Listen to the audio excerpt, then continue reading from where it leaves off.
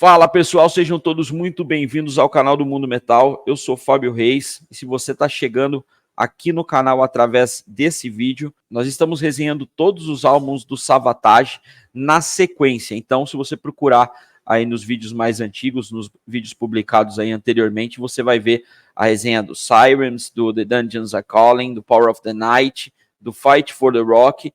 E agora chegamos ao ponto de falar sobre Hall of the Mountain King. Mas antes disso, obviamente, você vai curtir esse vídeo, vai se inscrever no canal, ativar o sininho de notificações e considerar ser um membro do nosso clube de membros aqui no YouTube.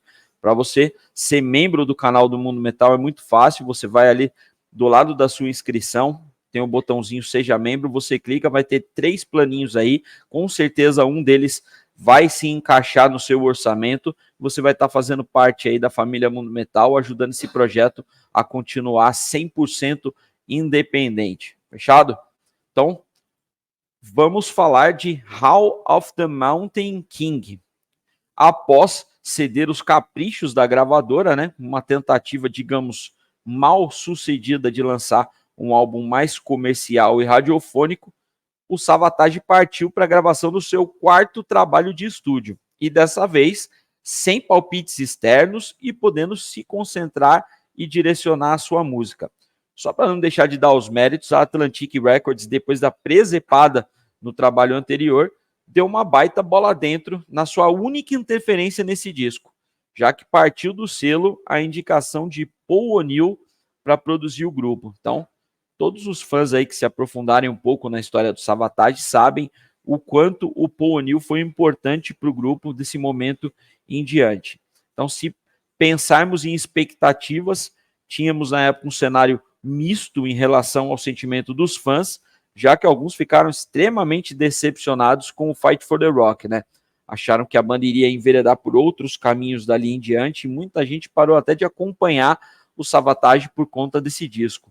Enquanto isso, outros fãs mais antenados perceberam que as músicas de Fight for the Rock foram completamente negligenciadas pela própria banda, mesmo na turnê de divulgação do próprio álbum. Então, o Savatage simplesmente se negou a tocar a grande maioria daquelas músicas, e esse pessoal que percebeu isso acreditava que o Savatage poderia surpreender, sim. Então, em meio a essa espera, os caras trabalharam bastante no Record Plant, estúdio situado em Nova York, e lembram que eu mencionei na resenha passada que a participação do Chris Oliva foi meio discreta, que não dava para saber muito bem se ele resolveu guardar os seus melhores riffs e solos por não ter gostado do direcionamento do álbum. Então, em 28 de setembro de 1987, através da Atlantic Records, com produção de Paul O'Neill, chegava às lojas Hall of the Mountain King. E sim, o Chris Oliva guardou os seus melhores riffs para esse álbum.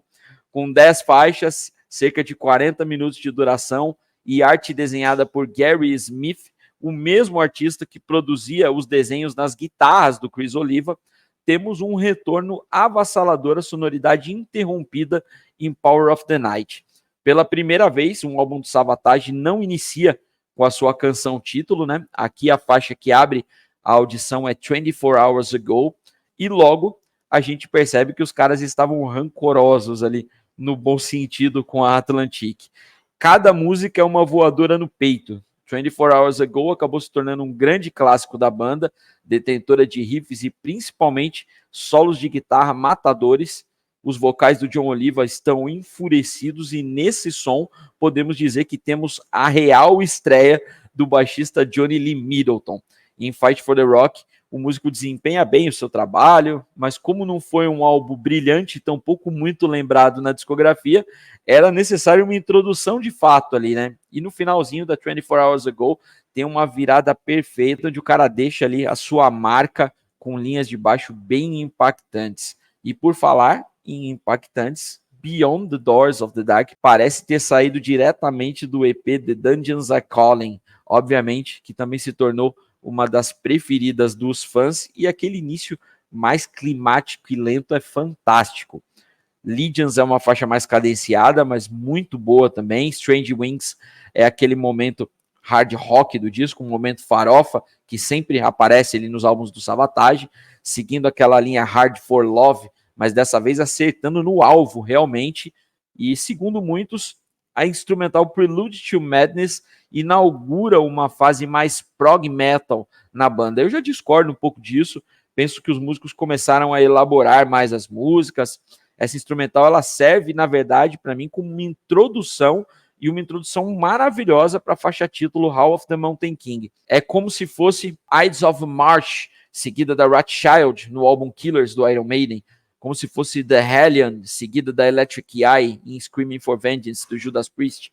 Prelude to Madness traz toda uma preparação, um suspense, uma expectativa, e quando o Hall of the Mountain King começa, você fica simplesmente paralisado e impactado com o que é apresentado. Música absolutamente icônica, clássica, tocada em todos os shows do Savatage a partir de então, dona do primeiro videoclipe gravado pela banda e com uma quantidade bem generosa de riffs inesquecíveis do Chris Oliva. Depois dela veio um momento de relaxamento com The Price You Pay, né? Mas logo na sequência a White Witch traz a porradaria sonora à tona de novo. E para fechar a audição ainda temos a Last Down, que também é uma espécie de preparação para Devastation, né? Outro ponto alto da audição, música mais cadenciada, pesada, com uma pegada bem marcante. Então esse é o tracklist de Hall of the Mountain King. Para a turnê de divulgação do álbum, tivemos a inclusão do Chris Caffery como segundo guitarrista ao lado do Chris Oliva, mas o Caffery ele passaria aí por um processo de idas e vindas no Savatage até se firmar realmente como um membro efetivo só lá na frente. Hall of the Mountain King levou o Savatage a outro patamar, foi um disco que se posicionou no chart da Billboard 200, não ficou muito bem colocado, mas só de ter entrado nesse chart já significou uma elevação ali no nome da banda. A turnê foi muito bem avaliada, os shows da banda nessa época estavam sendo considerados aí muito acima da média, cheio de performances realmente avassaladoras, e algumas curiosidades sobre o disco é que, assim como em Sirens, os músicos colocaram apelidos e funções fictícias ao invés de usarem o habitual vocalista, guitarrista, baixistas. O John Oliva ele saiu no encarte como The Grit, Chris Oliva era o The Crunch, Johnny Lee Middleton The Thunder e o Steve Weckles como Dr. Kill Drums.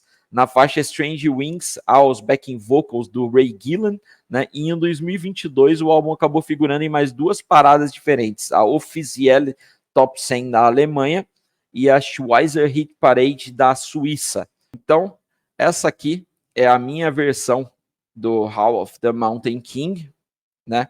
É a versão nacional que saiu agora. Então, deixa aí nos comentários o que vocês acham desse álbum, qual o impacto que vocês tiveram ao ouvir pela primeira vez esse clássico. Comentem o que vocês acharam também da resenha aqui do canal.